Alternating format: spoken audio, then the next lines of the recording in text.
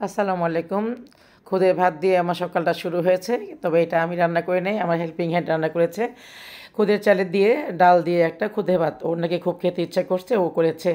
আমার নাস্তাটা পাঠিয়ে দিয়েছে, কারণ ওই খাবারটা আমার এত লোভ লেগেছিল, আমি 11টা বা 12টা একটা দিকে আমি খাবারটা খেয়েছিলাম। আমার খাবার নাস্তাটা ছিল আলু ভাজি, ডিম আর রুটি। যাই হোক, খাওয়া দাওয়া শেষ করে চলে আসছি, নাস্তা শেষ করে চলে আসছি রান্নাঘরে। ইলিশ মাছ কেটে তারপরে এটা সরিষা ইলিশ করব। আর এদিকে করেছি কুরমা মাংসটা আমি থেতো করে এটা ভুনা করে নিয়েছি। খিচুড়ির সাথে খুব ভালো লাগে। শুধু যে খিচুড়ি হবে তা না, খিচুড়ির সাথে কিন্তু অন্যান্য খাবারগুলি ভাতও হবে। তা খিচুড়িটা আমি হাতে মাখিয়ে বসিয়ে দিয়েছি। আর সরিষা ইলিশ সবাই খাবে, কিন্তু আমার হাজব্যান্ড খাবে না, তার জন্য আবার 2 পিস মাছ আলাদা ভুনা করে নিয়েছে, কারণ সে সরিষা ইলিশ খাবে না। আর কি বলে, আর যারা খাবে আজকে ওদের রেসিপি চেঞ্জ করতে হবে। আজকে কাঁচা মাছ না, আজকে ভেজে মাছ রান্না করে ভেজে সরিষা ইলিশটা করতে হবে। তাই করতেছি, ভেজে সরিষা ইলিশটা রান্না করব আজকে। আর হাজব্যান্ডের জন্য 2 পিস কিন্তু উঠিয়ে নিয়েছি। অনেক বড় রেসিপি হয়, অনেক বড় ভিডিও হয়, এত বড় ভিডিও দেওয়া যায় না। আর এই ভিডিওটা আমরা আজকে না 2 দিন আগের।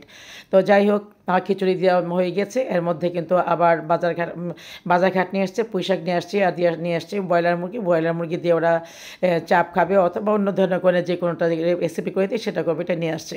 তো বাইরে গেলে কেউ না কেউ হাতে কিছু করে নিয়ে আসে, এটা সকাল হোক, বিকাল হোক, দুপুর হোক, রাত হোক, সন্ধ্যা হোক, এতে কেউ দেখবে না। হাতে কাছে যে যখন পাবে সেটাই হবে। তো একদম একদম যে ধারাবাহিক নিয়মে রান্না বাড়া করতে হবে সেটা মানে আমার ঘরে না, যেটা বাজার করে সেটা আমার ঘরে কখনো হয় না। আর ইলিশ মাছ ভেজে ইলিশ মাছের তেলের উপর দিয়ে আমি কিন্তু পটলটা ভেজে নিচ্ছি। আর তারপরে পটল ভাজা হলে চাল কুমড়া ভাজি করা হবে। আর তারপরে যা বলছিলাম, যে কেউ খাবে খিচুড়ি, কেউ খাবে ভাত, আমি নিজেও ভাতই আমার পছন্দ। তারপরও একটু খেয়ে তার বাকিটা খাই। একজন বেশি লোক থাকলে না, এক একটা করতে হয়, কিন্তু এমন না যে সব আমারই করতে হবে। যার যখন যেটা ভালো লাগে সে ওই দিক দিয়ে ওই ফাঁক দিয়ে ওইটা করে নেয়।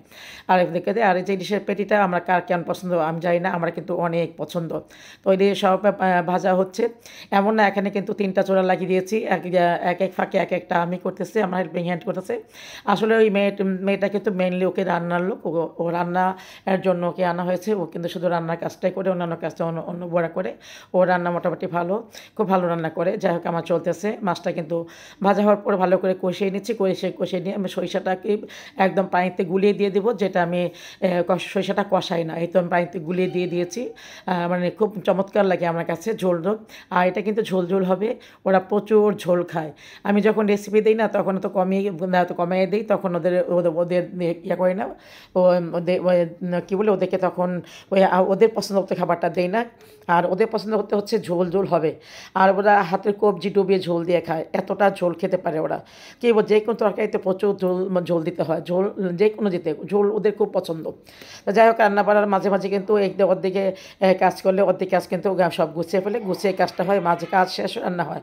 এই তো চালকুমা রেডি, পুঁইশাকটাও রেডি। এখানটা কিন্তু আরেক চুলায় বসে দিয়েছি আমি কি বলে, যে সরিষা ইলিশটাও কিন্তু হয়েছে। আর যে তেল ছিল ইলিশের তেলটা, এই তেলটা কিন্তু আমি দিয়ে দিয়েছি, অর্ধেকটা তেল দিয়ে দিয়েছি আমি ওই সরিষা ইলিশের উপর। এতে ফ্লেভারটা অনেক ভালো লাগে, আর খেতে অনেক মজা হয়েছিল। আর কী বলবো, অনেক মজা হয়েছিল।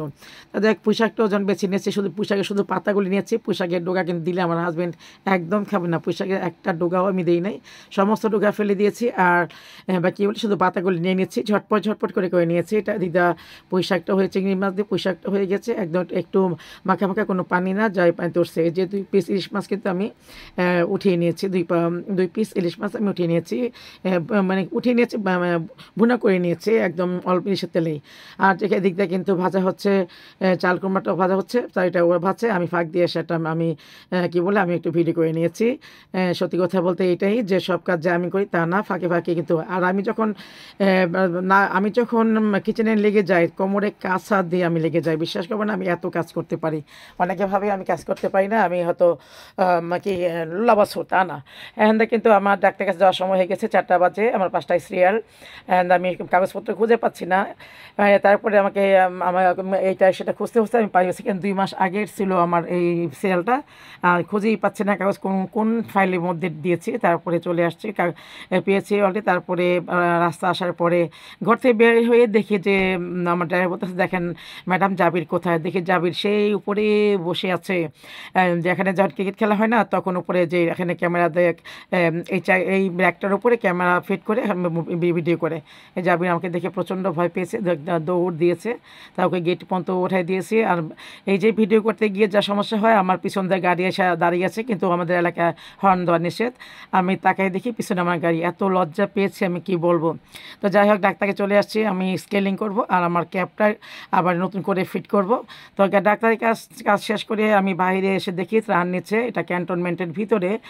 ওরা ত্রাণ নিচ্ছে, ত্রাণ আছে। আমি ওখানে গিয়ে একটু গান শুনলাম, আর প্রচণ্ড গরম বাইরে শুনে তবে যতক্ষণ পর্যন্ত আমার গাড়ি আসতে দেরি করছে অতটুকু পর্যন্তই আমি ভিডিও করছি। বা এই তো 5-7 মিনিট বাসায় এসে দেখি মেহমান আসছে, বিশাল আয়োজন হচ্ছে, আর মিষ্টিগুলো